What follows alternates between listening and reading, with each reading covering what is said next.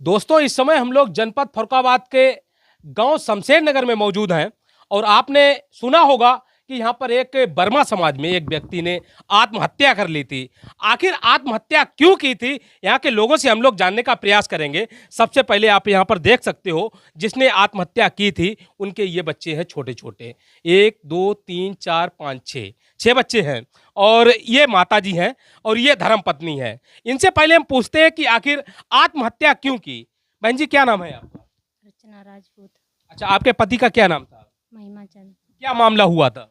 मामला सर, हमारी खेती बेईमानी करके ले ली उसने और रोज धमकाता था, पैसे वापस कर दिए, इकरारनामा था। और उसने अभी 4-5 दिन पहले हम लोग बाजार से आ रहे थे, उसने हमें मजार के पास घेरा, 4-5 लोग मिलकर, और हमें धमकाया कि अगर मुकदमा चल रहा था उस जमीन पर, मुकदमा वापस नहीं गया तो तुझे जान से मार देंगे। अच्छा, वो व्यक्ति कौन है, कहाँ का रहने वाला है, क्या नाम है? वो जसमई फर्रुखाबाद। जसमई के रहने वाले हैं। क्या नाम है उनका? सुभाष उर्फ नारायण। सुभाष नाम है उनका। किस तरीके से क्या मामला हुआ था, क्यों मुकदमा हुआ था? मुकदमा सर, हमारी ज़मीन पहले हमारे ससुर जी इकरारनामा कर गए, शर्तिया बैनामा। उसका हमने पैसा भी 2 साल शर्त पड़ी, पैसा भी वापस करिए, फिर वो ख़त्म हो गए। उसके बाद उसने हमें कम से कम 10-12 साल बाद कोई जानकारी नहीं दी हम लोगों को। भी ख़त्म हो जाने के बाद उसने तुरंत हमारे पति को अपने हिरासत में ले लो, 10-12 दिन उन्हें अंदर रखो और वो कोर्ट से ऑर्डर कराए के दाखिल खारिज कराए लो और तब उन्हें छोड़ो। और उन्होंने हमें कोई जानकारी नहीं दी।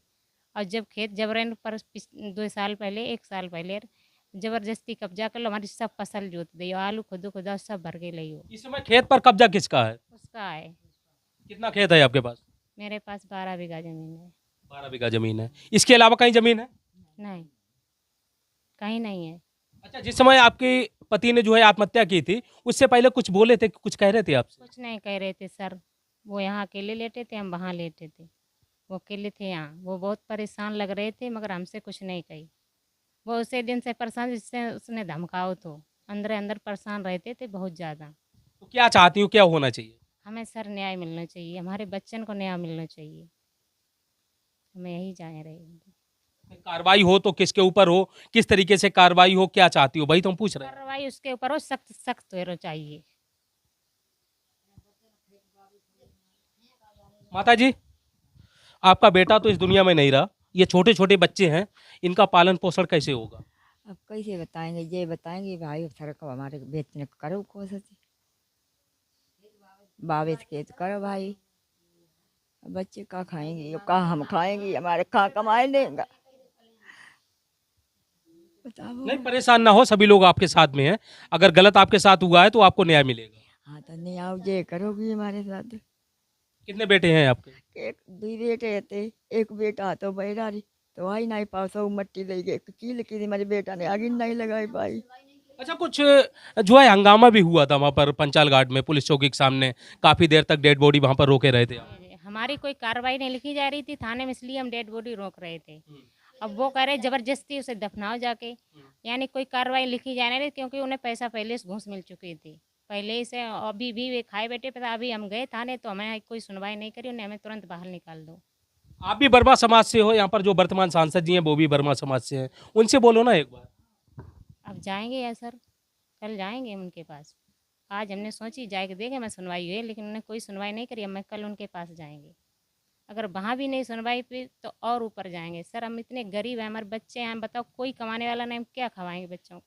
इतने छोटे बच्चे, हम कमाने जाएंगे या बच्चों को देखेंगे या घर चलाएं, क्या करें हैं?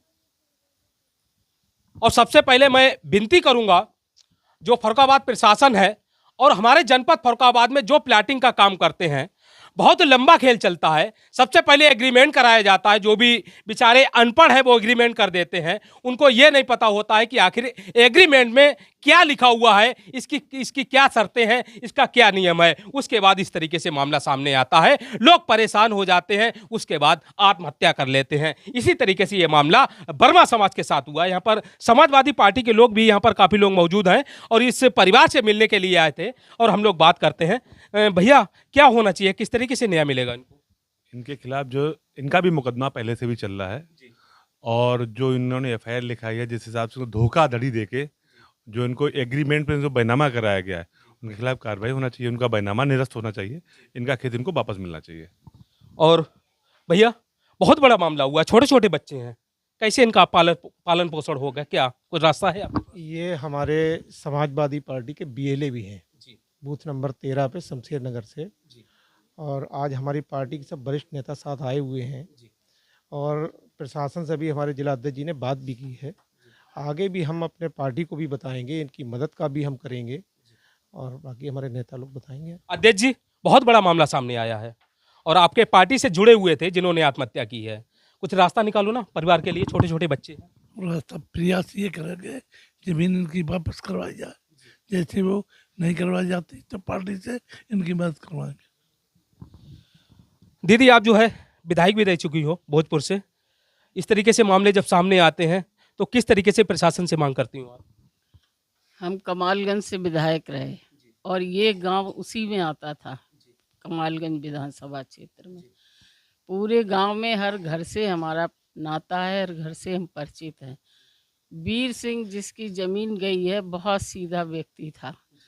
और होता क्या है, जो जो शातिर लोग हैं, एक गैंग चल रहा है कि ऐसे लोगों की ज़मीनें लिखा के फिर ऊंचे दामों में या प्लॉटिंग करके वो अपना फ़ायदा उठाते हैं। शर्तिया बैनामा पता ही नहीं होता है कि शर्तिया बैनामा की शर्त उसमें रख दी गई है एग्रीमेंट में। एग्रीमेंट लिखाते हैं, रुपया देते हैं, दस्तखत करा लेते हैं और उसमें शर्तिया बैनामा डाल देते हैं। बाद में कोर्ट में विचारों को पता चलता है कि हमने क्या लिखा था। इसी का शिकार ये वीर सिंह हुआ है। निश्चित रूप से बहुत बड़ी नाइंसाफ़ी हुई है। 5 बच्चे, उसमें 6 बच्चे, उसमें 5 लड़कियां। ये महिला कैसे इन लड़कियों का जीवन सुधारेगी, कैसे पढ़ाएगी लिखाएगी, कैसे इनका भविष्य संवारेगी, क्या खिलाएगी? सबसे बड़ी समस्या कुछ ना हो तो 2 जून की रोटी तो हर व्यक्ति को चाहिए और बच्चा भी बड़े के समान होता है। 6 बच्चे और वो स्वयं 7 लोगों को खाने की व्यवस्था कहाँ से होगी? फिलहाल बहुत बड़ा संकट इन लोगों के सामने है। हमारी समाजवादी पार्टी के नेता जिला अध्यक्ष जी, महासचिव जी, सर्वेश अम्बेडकर जी, पूर्व मंत्री, आज सभी लोग यहाँ पर आए हैं इनके दुख में शामिल होने के लिए। और ये खाली दुख में शामिल होने की बात नहीं है, कैसे इनकी मदद की जाए इस पर गंभीरता से पार्टी विचार करेगी। हमारे प्रदेश और राष्ट्रीय नेतृत्व को भी इसकी जानकारी दी जाएगी और निश्चित रूप से कुछ ना कुछ इसका हल निकलेगा। बैनामा कैंसिल हो, इनकी ज़मीन वापस हो, इनकी आर्थिक सहायता हो और इस तरीके से इनको न्याय मिले। पुलिस से भी बात की जाएगी एफआईआर के बाद उन्होंने क्या कार्रवाई की है। जिन लोगों के नाम हैं वो पेशेवर लोग हैं, इस तरीके के काम करने वाले, उनके खिलाफ निश्चित रूप से कार्यवाही होनी चाहिए। हमारी मांग है प्रशासन से कि जल्द से जल्द दूध का दूध, पानी का पानी हो और इस गरीब परिवार की मदद हो। मंत्री जी, आपके पास कोई रास्ता है जो कि इन लोगों को न्याय मिल सके? प्रशासन से क्या उम्मीद है आपको? देखिए, भारतीय जनता पार्टी की सरकार जब से इस देश में आई है तब से इस तरह की घटनाएं आम हो गई हैं। आज जिस घटना को लेकर के बैठे हैं बहुत ही दुखद है और व्यथित करने वाली घटना है।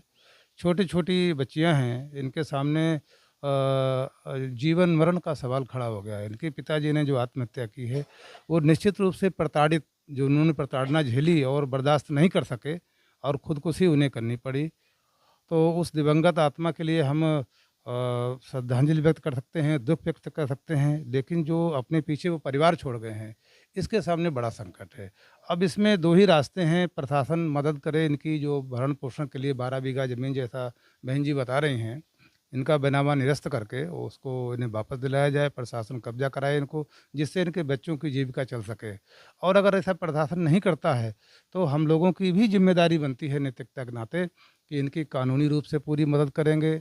आर्थिक सहयोग की भी जहाँ ज़रूरत इनके सामने आएगी वहाँ भी हम लोग खड़े होंगे। और समाजवादी पार्टी के जिलाध्यक्ष जी हमारे बैठे हैं, आदरणीय चंद्रपाल सिंह यादव जी, महासचिव जी हैं और यहाँ से विधायक रही हैं माननीय रूपला राजपूत जी, अभी बता चुकी हैं आपको। और हम सब लोग मिलकर के इस गंभीर मामले को समाजवादी पार्टी के हाईकमान माननीय राष्ट्रीय अध्यक्ष जी तक रखेंगे और जो संभव होगा वो इनकी मदद कराई जाएगी। और साथ ही प्रशासन से हम ये कहना चाहते हैं कि इस तरह से फर्रुखाबाद में तमाम भूमाफिया गैंग चल रहे हैं और तमाम जगहों पर बुलडोजर भी चलाए हैं सरकार ने, बुलडोजर के नाम से जानी जाती है। ये भी मामला उसी में जोड़ लें और जिन लोगों ने इनके साथ में जघन्य घटना की है, मजबूर किया है, उनके यहाँ भी बुलडोजर की कार्रवाई करें और न्यायिक कार्रवाई में बैनामा निरस्त करा करके कैंसिलेशन का इनका मुकदमा पड़ा हुआ जैसे बता रही हैं, और उस मुकदमे में इनको बैनामा कैंसिल होकर इनको ज़मीन दिलाई जाए। और हम बहनों को, बच्चों को बस धैर्य धारण करने की ही अपील कर सकते हैं, निवेदन कर सकते हैं। बाकी इनके हर दुख में हम सब लोग साथ हैं। आप लोगों को हम दोबारा दिखाना चाहेंगे इस परिवार की कंडीशन, ये बच्चों की कंडीशन आपको दिखाएंगे। ये छोटे छोटे बच्चों की तरफ देखिए और अंदाजा लगाइए कि जिसके सर से जो है पिता का साया उठ जाए, उस परिवार की क्या कंडीशन रही होगी। ये छोटे छोटे बच्चे हैं, उम्मीद लगाए बैठे हुए हैं कि इनकी कहीं ना कहीं मदद की जाएगी, इनको न्याय मिलेगा। अब सोचने वाली बात यह है, क्या इनको न्याय मिल पाएगा, या फिर जिस तरीके से जो भूमाफिया हैं या फिर प्रॉपर्टी डीलर हैं, उनका सिर्फ एक ही काम होता है कि जो भी सत्ता पक्ष के नेता हैं उनको कमीशन सौंपा जाए और जो 2 नंबर का काम है वो 1 नंबर में कराया जाए। और ये लोग उम्मीद लगाए बैठे हुए हैं कि इनको न्याय मिलेगा। और इनके जो बच्चे हैं, बच्चे भी उम्मीद लगाए बैठे हुए हैं शासन प्रशासन से और यहाँ के नेताओं से और यहाँ के लोगों से कि यहाँ के लोग इनकी मदद करेंगे।